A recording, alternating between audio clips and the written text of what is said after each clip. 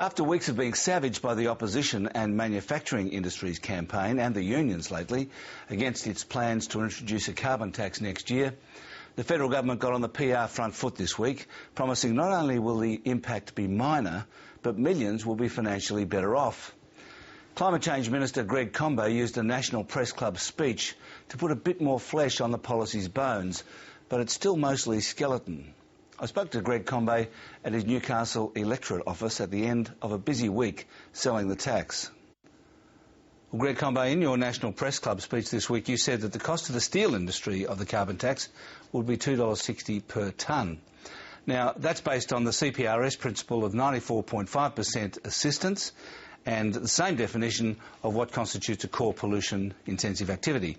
Do we assume, therefore, that those things are being carried forward from the CPRS to the new scheme? Well, what the government's indicated to the business community, and obviously those companies that are operating in the trade-exposed, emissions-intensive part of the economy, including steel, is that a lot of good work was done under the CPRS, the emissions trading scheme that the government proposed in the last term of Parliament, in how those companies in that part of the economy would be best shielded from the impact of a carbon price if our trade competitors overseas didn't have a comparable price. And so we're working on the basis of that initial proposal that was put forward.